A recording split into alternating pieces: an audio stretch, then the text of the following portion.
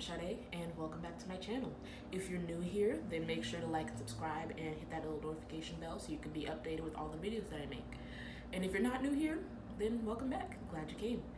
Okay, so for starters, if you guys follow my Twitter, which I will put right here, then you guys already know that I am very opinionated. But unlike a lot of other people who are opinionated, my opinions are pretty decently well informed. I'm not just like concocting things in my brain and then just spewing them on the internet as if they're facts. I would consider myself pretty decently well read, pretty decently understood, things of that nature. But this is just me complaining, honestly, especially after my first week back in college. It's my junior year and everything's online. And this is a problem that even goes past whenever we're online. Even when we're in person, we still have this issue. And this issue, which many of you, if you guys are also in college, will also understand, because you're either that person or you've dealt with those people. And those are the people who refuse to read the syllabus, read updates, read emails, read anything really. They just refuse to read. And it just really grinds my gears, like just butters my biscuits whenever the teacher outlines things pretty decently well in the syllabus. The breakdown of the grades, how we're receiving the readings, if we're receiving the readings, what the readings are, etc., the times, when something's due, all that stuff. The teacher usually does pretty well to outline it. But without fail, there is always the endless question of, when is this due? Or my favorite, but they didn't even tell us. And I'm just like, but they did. And then if you go in the group me and you say, read the syllabus, or as per the syllabus, or open your eyeballs, then somebody wants to get mad. And like, I get that people think that they're asking questions with good intentions. Like, people aren't intentionally being obtuse, hopefully. And they're not intentionally being irritating. But I just beg that people start just like paying a little bit more attention, because we're all receiving the same material. So there's no reason why I should have the answer if you didn't have the answer. And in situations where teachers are not outlining things properly and they're not being communicative, why would you think that I know? Like, if you don't know, we in the same class, I'm not a TA or anything, why would I know the information if they didn't share with any of us? You think I got some kind of telepathic connection with our professor? We'd be hanging out on the weekends, maybe telling me to play. Like, there's no reason why any of your classmates would know something that you don't know if the teacher was not communicating that thing. So now we have a lot of questions of, are we meeting today? What's the Zoom link? And it's like, in the case, because most people when they ask these questions, they are most likely believing the teacher did not communicate this before. So why are you asking other students? Because if you don't know, and if the teacher didn't communicate it, as I said previously, then we don't know either. If you don't know if we're meeting today, girl, I don't know. Like, email the teacher. They're the all-knowing person here. They're the one instructing and planning out the class. Ask them. What do I look like? The Encyclopedia Britannica? Like, ma'am. And then outside of that, it's when the professors go out of their way to like send out emails and post stuff on Blackboard, doing both of them, and they say, let's say in my experience in one of my classes, the professor literally said, if you did not receive the syllabus in the emails that I sent before we started class, email me after class and I will send it to you. They said that with their mouth on Zoom. Sound was good. It was clear. There's no reason why that wouldn't be understood. 3.2 seconds later, one of the students is like, I didn't receive the syllabus. Now, both of us was here when the professor said, if you didn't receive it, this is what you need to do. But apparently, only one of us was listening whenever the professor said what you need to do if you didn't receive it. Because I just feel like you need to pick a struggle. If you're not going to read, at least listen. Or if you're not going to listen, at least read. Because sometimes teachers repeat the stuff that they sent out. So if you're not reading, then you'll be able to hear them say it and you'll have information. Or if you're not listening, once again, they're repeating the same things they sent out. So you can be able to read it, look up the syllabus, look up the announcements, and you'd be good. But instead of doing any of that at all, they're stuck on that elementary school idea of ask 3 of your friends before you ask the teacher.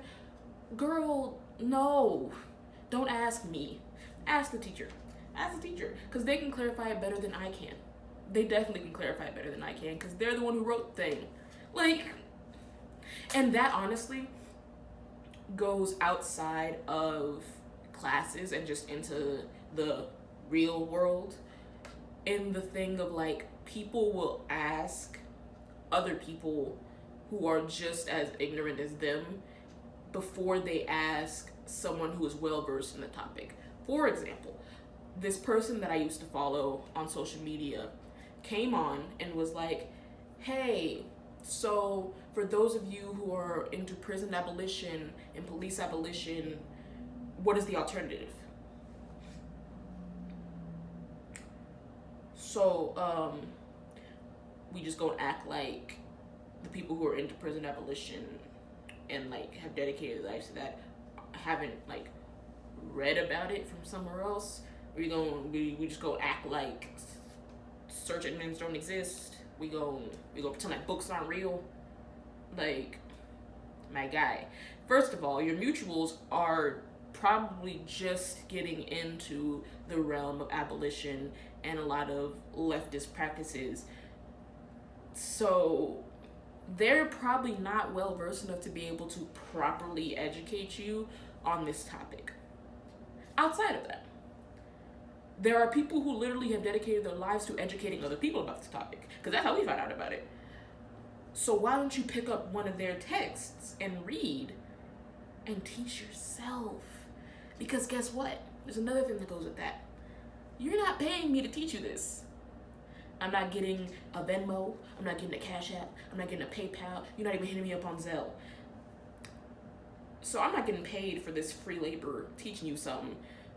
But guess there's a person who's dedicated their life to this topic, who's written books about this topic. So 1, you can get better information from them. And then 2, they're actually getting paid to do it. 2 birds with 1 stone. Pow pow, you hit both of them.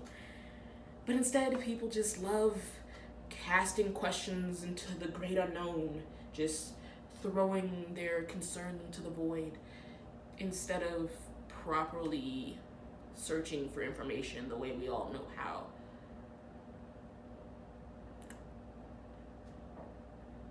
Do better. Do better. Do better. There's also...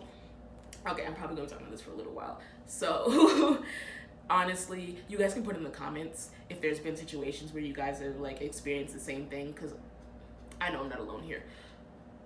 Stay on Twitter. Let's go over there. A lot of the Stan language that people talk about is literally African American vernacular English / Ebonics. Both terms are interchangeable. They're both able to be used. Ebonics more sets it up as a language of its own, whereas African American vernacular English sets more up as a dialect of English. So, yeah, but they're for the most part interchangeable. There are some nuances that go with them, but for the most part they're interchangeable. But somehow, for all you non-black people, these terms have become Stan Twitter language.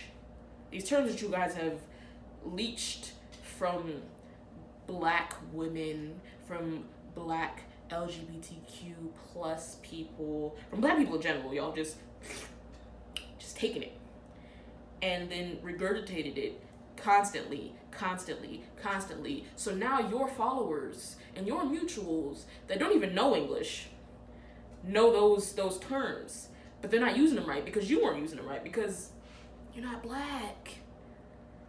So then when black stands and other black people come on Twitter or come on Instagram or come on to TikTok or come on any of these social medias and say, hey, this is African American vernacular English, this is not stand Twitter language, y'all will argue them down about how, oh, no, it's just stand language, like woo chile. Ma'am, if you don't know how to pronounce the word, maybe it's not for you. You ever think about that? Did you ever think about that? And also, why are y'all out here using terms that you don't know what they mean? Like, y'all never learn to like look up what a word means before you just start sprinkling it into sentences and conversations, especially words that people around you don't use, because you might be saying something you're not intending to say, and oftentimes you guys are, because you guys didn't look it up and y'all just heard Rebecca from Finland say it, so now you decided that you're gonna just, this is a word I'm gonna use now. Don't know what it means? No. Don't know how to properly use it in a sentence? No. But she said it, so now I'm gonna say it because we're friends. And it's like, baby, research, please. And then after you research, you would learn that you shouldn't even be using the words in the first place. So that's like two birds, one stone. Once again, pow pow. Yeah. I just want y'all to sit with that. We go sit with that for a second.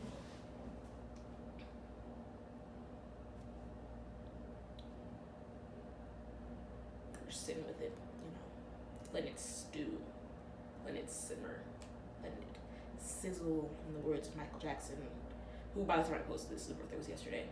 We're just gonna stew with that. We're done stewing? Fantastic. So remember, research. There's all these resources for you to research from available for you and for me and for all of us. So why don't we utilize them? Yeah, that's just really been killing me, because people will just be ignorant and just floating through their lives with this ignorance and don't even attempt to fix it. They'll just be completely ignorant, oblivious, obtuse on purpose, and just continue to regurgitate their ignorance. So now other people are picking up the same things and continuing to regurgitate them and just go on this endless cycle, because nobody wants to pick up a ding dang book. Y'all don't want to pick up a book. Y'all don't want to read a PDF, listen to a spoken word, listen to a speech, listen to an interview, for all I care. Like, you can do a podcast. You can listen to a podcast. You can listen to one of them things while you're showering, while you're getting your night times, while you're, I don't know, folding clothes, saving the world, something. Like, it's not that difficult. But y'all be acting like it is. Like, y'all be acting like y'all are allergic to actually finding out the truth about stuff. Like all these cis people. For example, I know a lot of people, black cishet people, who don't know diddly ding dang squat about the LGBTQIA community. But does that stop them from mouthing off about us? No. They still gonna talk like they do know. They still gonna share these falsehoods with their kids like it's true. They still gonna run around, prance around, saying all these bigoted, homophobic, transphobic, biphobic things because they don't care, because they refuse to learn, because they don't care. Just in case y'all didn't hear me the first time, because they don't care. And it's wild. because, you could just learn, and then you could not be ignorant and not teach other people to be ignorant. And then they want to use the excuse of, this is how I was raised, this is what I grew up knowing. And it's like, oh baby, no one ever told you that you don't have to regurgitate what your parents told you for the rest of your life. No one ever told you that. That's why you have your own experiences, so that you can develop your own opinions, so that you can teach yourself things, so that you can learn things from people that you meet and interact with. And if you go to school, people that you are learning from, you don't gotta regurgitate what me Martin told you about how the gays is evil. You don't gotta regurgitate what Auntie Sheila told you about how bisexual people are inherently promiscuous. You don't gotta regurgitate what your mama done told you about sex workers, because honestly, all three of them is wrong. They're all wrong. And you would learn that if you branched out a little further and did some research on your own, or even listened to those who are in those communities. Because I do understand that for a lot of people, not everything is accessible. That is true. Not everything is accessible. And for the most part, actually, completely, none of this is at anyone who certain resources are not accessible to, because they're not accessible to you. And that's another hill for people to get over, particularly with like academics and intellectual things of that nature. It's to make things accessible is very important, because everyone deserves to have this knowledge. But outside of that, being able to just listen to those who have experienced these things and those who are part of these communities is important, because they have unique experiences that you would not know about otherwise. Because even if these academic works are not accessible to you, even if you can't download a book, you can't get a PDF, you can't afford some of these texts and things of that nature, you don't have the capability to use podcasts or things like that. I don't understand things like that, but there at least is the possibility of being able to listen to and interact with those who are part of these communities that you are harming by spreading these falsehoods.